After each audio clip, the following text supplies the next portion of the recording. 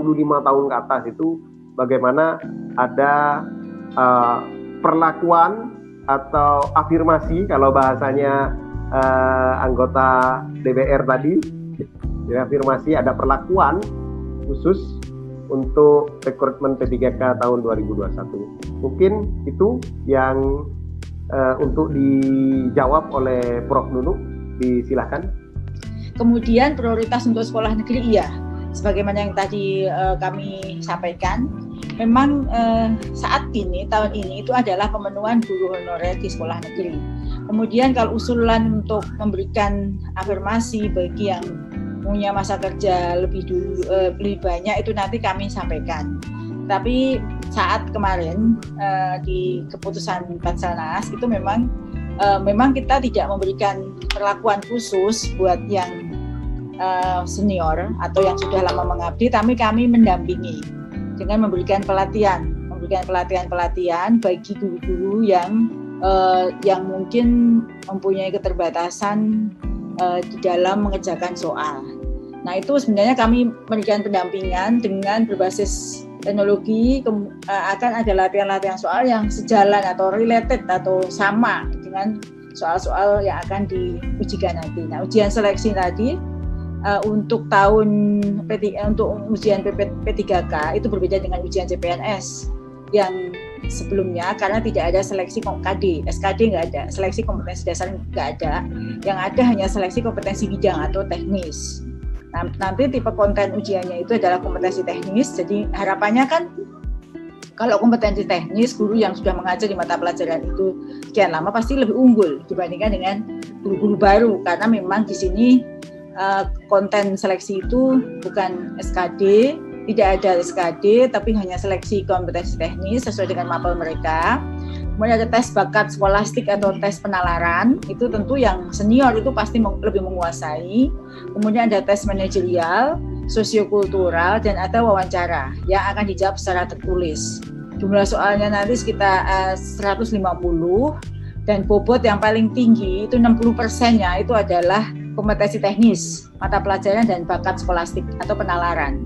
Kami berpikir guru-guru yang sudah mengabdi lama, sudah malang melintang di mengajar itu mempunyai pasti unggul di bidang kompetensi teknis.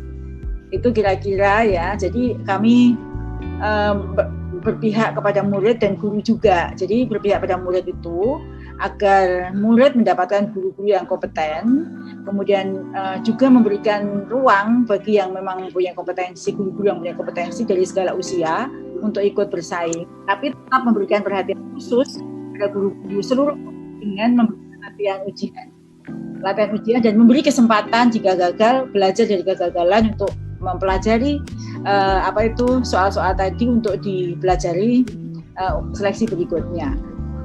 Nah, rencana pelaksanaan itu Januari itu Kemendikbud tentang kualifikasi pendidikan guru P3K itu akan diumumkan. Ini baru kira-kira ya, Februari itu materi pembelajaran yang teman-teman calon guru yang ikut seleksi sudah bisa mengakses. Bulan Maret itu formasi final dari Kemenpan RB, final, kemudian ada sinkronisasi formasi oleh BKN, validasi oleh Pemda. Jadi Pemda yang sudah mengajukan formasi nanti akan memvalidasi yang formasi yang diajukan ke Kemenpan disetujui, kemudian Pemda akan memvalidasi, Pemda dan Kemendikbud. April dimulai pendaftaran untuk ujiannya, Mei seleksi administrasi, kemudian ada masa sanggah, Juni itu ujian seleksi kesempatan pertama. Bagi yang tidak berhasil itu Juli itu ada perankingan, jadi kita ada passing grade tapi ada perankingan juga, perankingan dan pengumuman dan masa sanggah. Jika ada yang keberatan masih ada masa sanggah. Agustus itu pemberkasan yang lulus ujian pertama, daftar ulang. Oleh yang tidak lulus ujian pertama silakan daftar ulang lagi, memilih formasinya di mana. Kemudian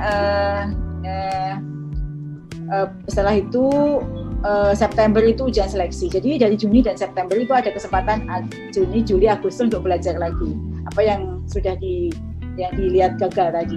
Kemudian Oktober itu perankingan lagi, pengumuman dan masa sanggah. November pemberkasan yang lulus ujian kedua, daftar ulang oleh yang tidak lulus ujian kedua. Kemudian Desember itu ujian seleksi ketiga. Sebenarnya itu kami berpikir untuk memberikan kesempatan 4 kali. Tapi melihat lini masa waktu itu tidak memungkinkan untuk 4 kali. Nah, di sini nanti Kemendikbud yang akan menanggung seluruh biaya penyelenggaraan ujian seleksinya, supaya daerah tidak terbebani dengan biaya dan fokus pada pengajuan formasinya. Dan passing grade yang tadi saya sampaikan ditetapkan oleh panitia, bukan oleh Kemendikbud. Panselnas dan diumumkan bulan Januari. Saya kira passing grade-nya itu berapa? Nah, itu kira-kira.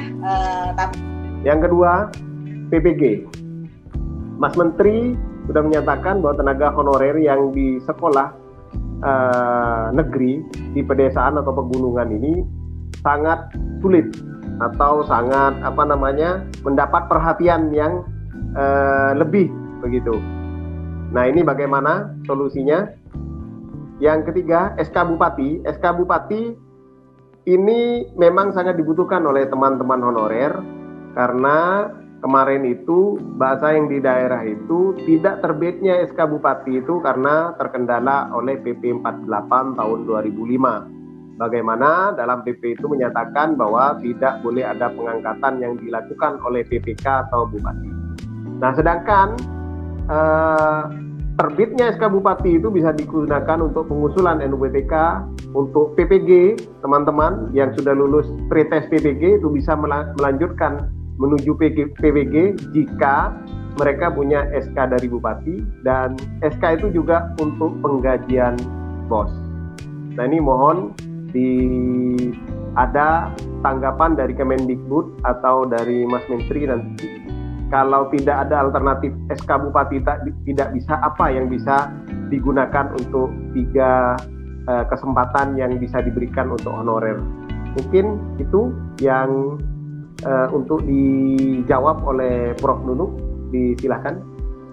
Terima kasih Pak Sony. Jadi tadi untuk yang pertama, khusus untuk honorer, itu memang pemberi kerja itu adalah dari PPK, pejabat pembuat komitmen atau pejabat pembina kepegawaian daerah. Jadi memang saya sih sangat mengharapkan keberadaan organisasi guru seperti ini yang mengadvokasi bagaimana bisa memberikan tekanan pada pemerintah daerah untuk mendaftarkan. Biasanya tuh begini Pak, mereka tidak mendaftarkan atau tidak ada SK dari PPK itu ketakutan untuk memberikan kesejahteraan. Jadi kalau udah dapat SK PPK nanti takutnya menjadi beban oleh PPK itu, baik di swasta misalnya, negeri atau guru-guru itu untuk menuntut haknya. Itu ketakutannya, sehingga SK dari PPK itu yang sampai saat ini menjadi kendala. Nah, sementara kami kalau di aturan tentang guru honorer itu memang kan pemberi kerja itu adalah di daerah. Ini yang menjadi agak sedikit problem ketika kami itu juga menyalurkan bantuan subsidi upah. Bantuan subsidi upah itu kan kita sebenarnya kepinginnya dari pusat, data di Dapodik ada yang di bawah 5 juta siapa langsung dikasih jebret gitu. Ternyata nggak bisa seperti itu, karena memang yang bisa mengusulkan itu adalah daerah yang punya guru honorer itu adalah daerah setempat. Nah, ini tentu kekuatan organisasi ini yang memberikan mendekati daerah agar bisa mendaftarkan gurunya itu atau bisa menetapkan mengeluarkan SK PPK bagi gurunya. Kami dari pusat sangat berharap ini tuh terdata, karena kalau sudah masuk Dapodik apalagi NUPTK itu kan kami mudah untuk mengontrol sebenarnya ini kurang apa, di sana kurang apa, kualifikasinya guru yang kurang di sekolah mana, itu penting. Sehingga bagi kami Dapodik ini menjadi kunci. Kami kurangi semua syarat, tapi Dapodik itu adalah penting karena dengan ada kami tidak tahu misalnya sekolah mengangkat guru kemudian tidak didaftarkan di Dapodik, ya kami tidak tahu dia ada punya guru yang harus kami pikirkan karena kami hanya berangkat dari data pokok pendidikan.